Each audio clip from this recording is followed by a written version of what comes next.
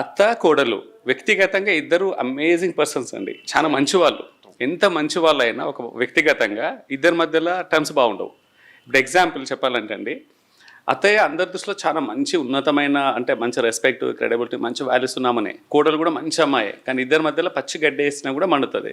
So problem ఏంటంటే వాళ్ళది కాదండి తప్ప, ఇక్కడ దెర్ ఆర్ మల్టిపుల్ రీజన్స్. అత్త కోడల మధ్యలో అంటే రిలేషన్ బాగాలేకపోవడానికి చాలా కారణాలు ఉన్నాయి. అది వాళ్ళ చేతిలో ఎక్కువ లేవు, బయట వాళ్ళ చేతిలో ఎక్కువ ఉన్నాయి, కొన్ని వాళ్ళ చేతిలో కూడా ఉన్నాయి చెప్తాము.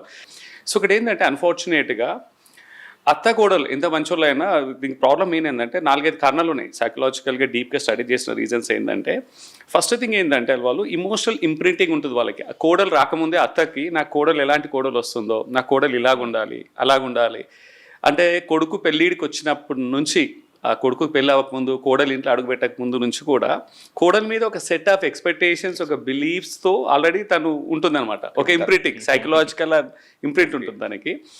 పక్క వాళ్ళ ఇంట్లో కోడలు ఎలా ఉంది, సమాజంలో ఎలా ఉంది, సీరియల్స్లో ఎలా ఉన్నారు, సినిమాలు ఎలా చూస్తున్నారు, సోషల్ మీడియాలో, ఓవరాల్ మీడియాలో, మాధ్యమంలో ఎలా చూస్తున్నారు, ఇవన్నీ కూడా ఒక ఇంప్రెషన్. కోడలు అంటే ఇలా ఉంటుంది అని ఒక ఇంప్రెషన్ ఉంటుంది. కానీ వచ్చాక రియాలిటీ వేరుగుంటుంది.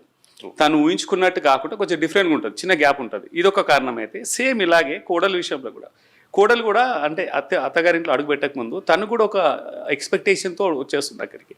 ఒక ఇంప్రెషన్ ఉంటుంది, అత్త అంటే ఇలా ఉంటుంది, అత్తగారు ఇలా ఉంటారు, ఇలా అని ఒక రీజన్, ఇమోషనల్ ఇంప్రింట్ వీళ్ళకి ఎలా ఉంటుందో వాళ్ళకి ఎలా ఉంటుంది అలాగే ఉంటుంది. సో సింపుల్గా చెప్పాలంటే వాళ్ళ ఇంప్రెషన్కి, ఆ సైకలాజికల్ ఇంప్రింట్కి రియాలిటీకి గ్యాప్ వచ్చేసరికి ఇద్దరి మధ్యలో క్లాషెస్ అనేది వస్తాయి.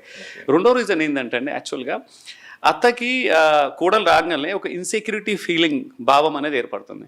ఎందుకంటే తన కొడుకుకి ఇప్పటివరకు 100% టైమ్ అండ్ స్పేస్ తనకి ఇచ్చాడు కొడుకు కంప్లీట్గా.